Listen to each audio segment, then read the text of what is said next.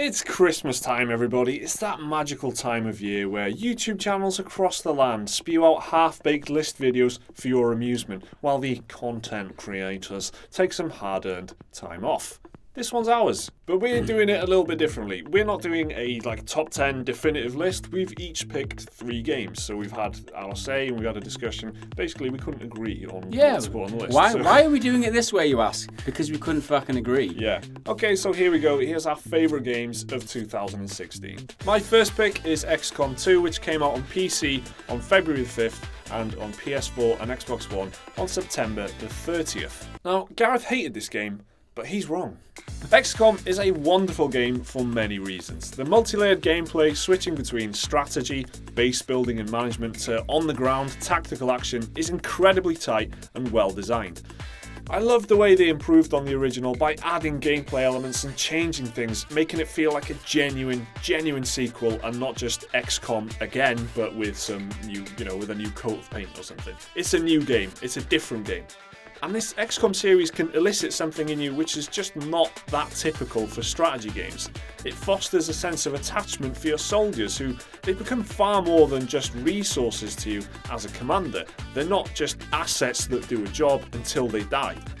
They become personalities and kind of like colleagues that you can trust. You can trust these guys to do certain jobs for you. And you actually feel a pang of grief when they die. It's a weird feeling to have in a game. And only ever in something like The Last of Us will you get that connection elsewhere. When played on Iron Man mode, the proper mode, save scumming is off the table. So one wrong move and you could lose that badass shotgun towing veteran that you've relied on for hours and hours of gameplay. They're just gone, they're dead, you've got to deal with it and move on. It's fucking incredible. I tried it twice. I bought it and then refunded it on Steam, and I recently bought it again when it was on offer, and I just couldn't engage in it. I think it was just too hard. How is it this hard? Maybe I should have played it on easy. I know. Maybe I'm overreaching. Trying to play on medium difficulty, it shouldn't be that hard to me. I mean, and that is why we couldn't come up with a list. All right, so my first pick for top games of the year comes in the form of Firewatch, released on PC, PS4 and Xbox One February the 9th. And Firewatch, wow, what a fantastic experience it was. This game follows the character Henry and his dealing with certain things that have happened in his life, and you get to know Henry quite personally from inside his brain. You get to, I think, talk with Delilah, I think the other character is, and you get to grips with these characters and you get to know them on a different level. So you kind of immersed in this beautiful kind of scene and this environment that you get to explore around. There's mysteries happening. There's a multiple choice on the dialogue that you have with Delilah, so you can form a relationship one way or another with the other characters in the game. It's kind of a unique experience. Although I did like this game, it gripped me and it took me on a journey, and it was an experience. There are obviously some reservations about the ending. I'm not going to spoil too much, but a lot of people criticize the ending, and I can feel that it wasn't really the ending we were all expecting or that we wanted, and the developers have given their spin on, oh yeah, it's supposed to be some sort of experience rather than a good story. How is that even a defense of the guy? I don't know. I don't even know if that's the Stephen King defense, where it's not about the ending, it's about the journey. That's what he says, because all of his endings are shite. Oh, there's a comment, there's a quote. The game is worth playing. Whether it's worth the initial £20, I don't know. That's all I'm going to say about it. I don't want to spoil too much. The game is, the ending is meh. My second pick is Total War Warhammer, which came out on PC on May 24th. Total War is one of my favourite game series. I've sunk hundreds and hundreds of hours into these games, and Warhammer is possibly the best that there's ever been. It's such a well-presented package, such a deep and diverse set of factions and units to play with, and it offers a sense of scope and variety that the series it's never seen before. You've actually never seen anything like this in a strategy game before, I would say. The game did ship with only 5 factions to choose from, but each one of those was so different to the other that it was easily forgivable. If you look at something like Rome, basically there's just very little variety, and it's more about stats and different kind of strengths and weaknesses in the soldiers. In Warhammer, they're so different. They just handle completely differently. They've all got their own sets of problems, they've all got their own different gameplay mechanics even, and that makes each campaign feel very different. It's the first time in a Total War game where I've finished one campaign and jumped into another one straight away. I've played 3 campaigns in Warhammer, and it's amazing. Warhammer is the first foray into the realm of fantasy for the previously 100% historical series, but it turned out to be a fantastic decision, and I can only hope they will get the rights to do a Lord of the Rings Total War sometime in the future. Next up on my list, Battlefield 1, which released on PC, PS4, Xbox One, October 21st. This is a surprise Game of the Year contender for us. We were expecting a good, but this was pretty special. What took us by surprise was just how complete and polished the game was on release. It didn't feel buggy, it didn't feel like it was missing features. It felt like a strong, complete shooter package, and that was just the start. Battlefield 1 is such a fresh experience when everyone else is busy nudging further and further into the future with their shooters. Battlefield 1 went way back to basics. As far back as you could feasibly take a shooter without being some sort of western. Battlefield paints World War I as a spectacular saying, and the game handles its subject matter well, taking a reverent approach to the conflict and the people that fought it. But why is it Game of the Year material? Well, on top of everything we've just said, Battlefield 1 has an ace in the foxhole, and that's the Operations multiplayer mode. It's the biggest, most spectacular multiplayer I've ever been involved in. While games like PlanetSide 2 has it beat on scale and player numbers, no other game has managed to apply such drama to multiplayer as this. Games are introduced with dynamic voiceover, and the way it'll just scream as you charge from one set of objectives to the next is both chilling and electrifying. Battles feel big and important, and it's a far cry from the mindless arena-style twitch shooting that multiplayer gaming has veered towards in recent times. It's been an incredible and gratifying gaming experience, definitely one of the best that I've had this year. Although, it's worth mentioning, my criticisms, okay, I'm balanced. Like, I'll say what I like and I'll say what I don't. And that, hopefully, that comes across.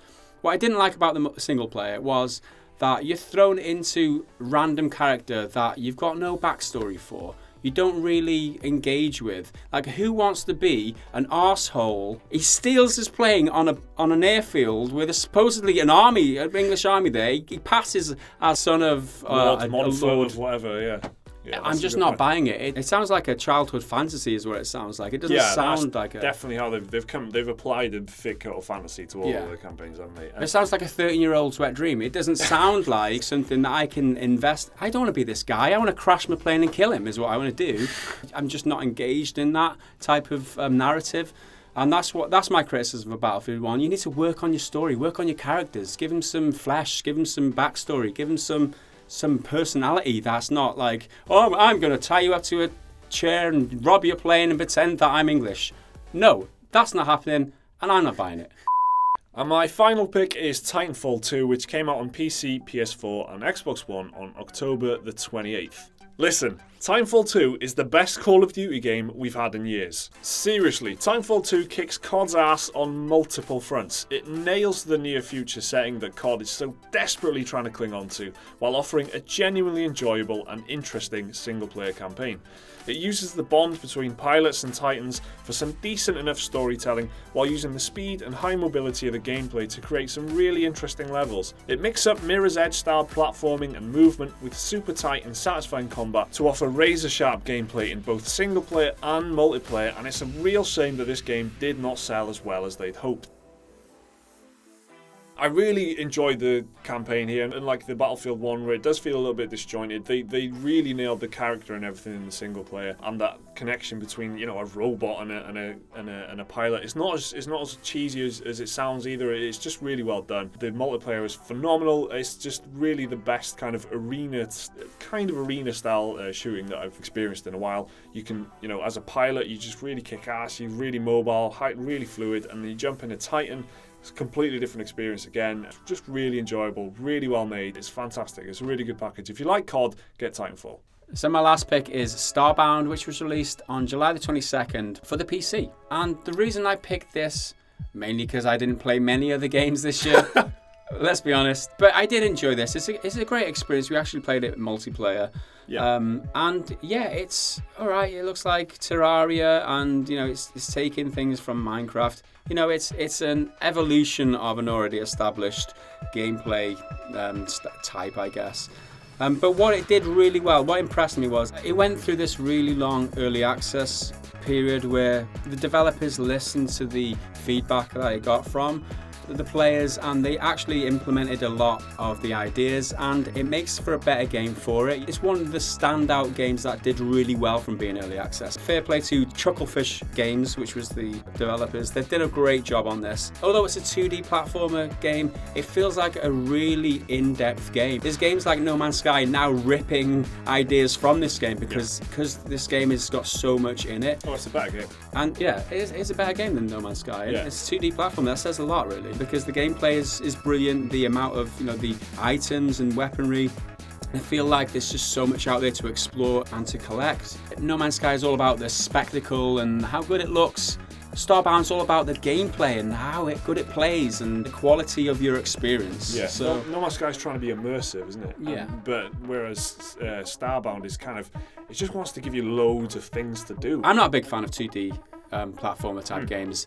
I'm a big fan of this game. If you haven't, Same here. if you look at this game and you think it looks too basic, don't be turned off by that. This game has got a lot to offer, so I do recommend you try this. So those were our 3 picks, and a lot of you will be asking, where's Uncharted 4? It's amazing. Well, Hold your horses. We've got one more pick from our intern, Liam, whose game of the year was Uncharted 4. He's really enjoyed it, and he's replayed it several times, he said. In Liam's words, this is what he thinks why Uncharted 4 is one of the games of the year. Uncharted 4 came out on PS4 on May the 10th, and it's the final installment in the Uncharted series to conclude the story of Nathan Drake and his treasure hunting adventures.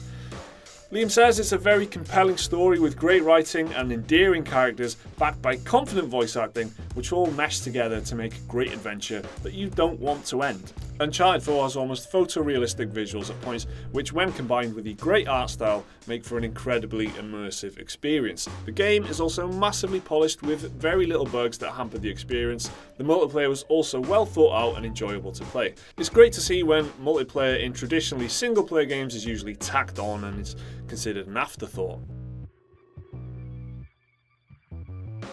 So there you have it. There's our top picks for 2016. I know what you're thinking. Where's Inside? Where's games like Overwatch and games like Hitman? They're on some other people's lists because we didn't play those games. So let us know down in the comments what your favourite games were from this year, what favourite games you played. Thanks for watching the video. Check out some more of our content here. Subscribe at the top if you're new around here over there. We will see you again in the next one. Bye for now.